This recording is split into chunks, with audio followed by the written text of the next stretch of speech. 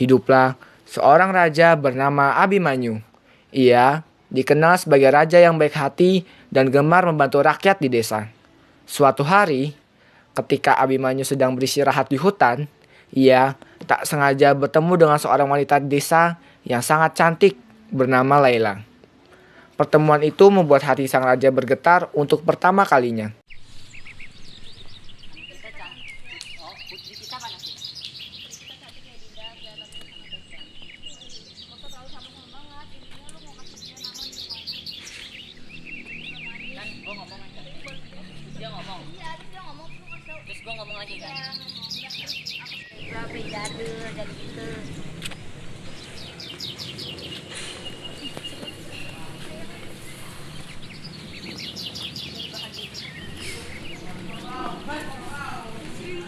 Wah, enak buat nanti malam.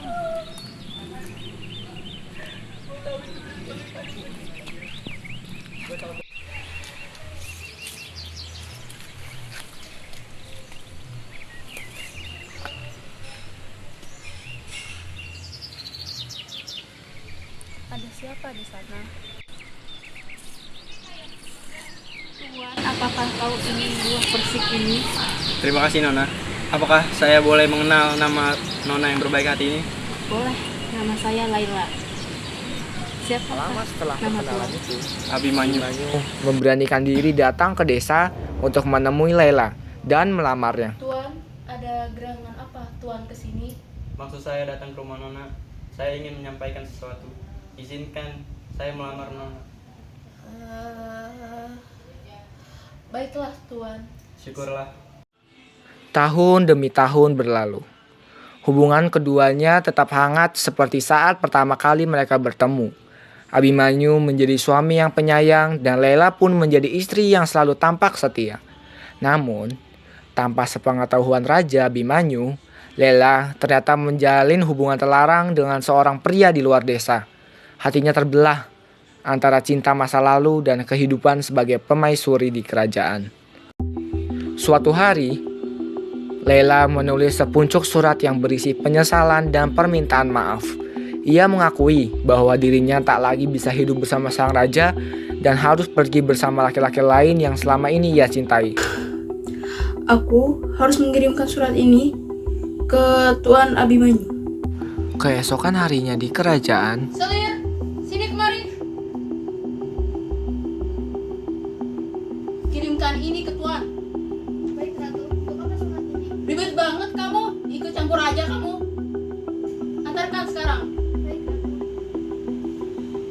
saat membaca surat itu, Abimanyu tersulut amarah yang luar biasa. Ia tak mampu mengendalikan emosinya tanpa diduga. Tiba-tiba, Berani-beraninya dia bermain dengan lelaki lain.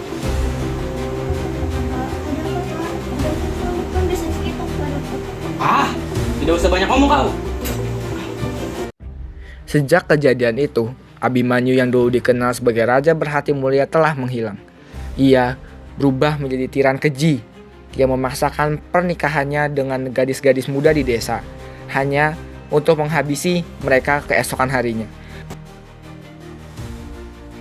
Ajudan, kemari. Ada apa tuan memanggil saya?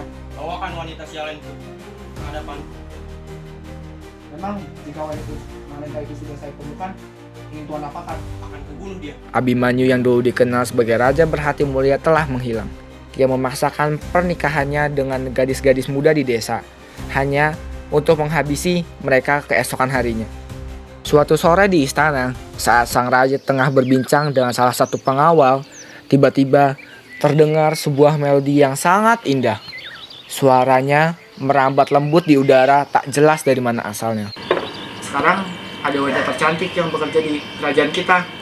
Bahkan katanya laki-laki di desa maupun di kota banyak yang ngincar dia loh tuan. Wanita seperti apa dia? Mungkin nanti tuan juga ambil sendiri. Siapa yang memainkan melodi yang sangat indah ini? Setahu saya sih tuan, kata orang desa dia bisa main piano loh, keren sekali dia. Aku ingin bertemu dengannya. Baiklah tuan. Di sana tampak seorang wanita muda tengah duduk di depan sebuah piano tua. Jemarinya menari dengan lihai. Hai Nona, melodimu sangat indah. Siapakah namamu? Namaku Kamboja. Bagaimana dengan Tuan? Nama saya Abimanyu. Apakah engkau ingin menikah denganku?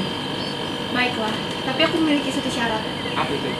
Tuan harus mendengarkan buku yang aku bacakan. Tuan, ini saatnya membaca buku. Baiklah. Tak terasa, Kamboja sudah membacakan cerita itu selama 20 jam tanpa henti. Selama cerita itu berlangsung, raja yang kejam itu perlahan kehilangan amarahnya. Kata-kata Kamboja menggiring pikirannya jauh, menembus ruang dan waktu. Seolah setiap kalimat adalah jaring yang mengikat kesadarannya. Dan tepat saat bacaan itu berakhir, Abimanyu jatuh tertidur. Tubuhnya terkulai tak berdaya, tenggelam dalam tidur panjang selama 7 hari, 7 malam. Kamboja melihatnya untuk terakhir kalinya sebelum menghilang tanpa jejak. Ketika raja terbangun, dunia telah berubah. Ia membuka mata di dalam sebuah kamar yang tampak asing, sunyi, dan gelap. Tidak ada mahkota di kepalanya dan tidak ada pengawal di sampingnya. Ingatan masa lalunya hilang begitu saja. Ia bahkan tidak mengenali dirinya sendiri dan bagaimana ia bisa ada di sana. Ayah, aku ingin meminta restu. Aku ingin menikahi Tuan Abimanyu. Apa? Laki-laki sialan itu? Apa kamu tidak takut, nak?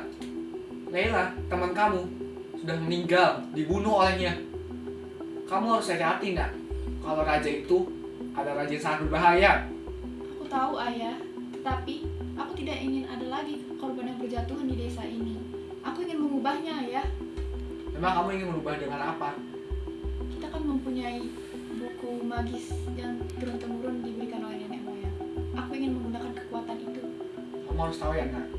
Kalau buku itu, kamu harus menggunakannya dengan baik dan kamu harus berhati-hati dengan orang itu. Ayo percaya denganmu, kau pasti bisa merubah laki-laki itu menjadi lebih baik. Tapi kau harus ingat bahwa laki-laki itu sangat berbahaya. Kau harus selalu berjaga-jaga dan berhati-hati terus. Baik, Ayah.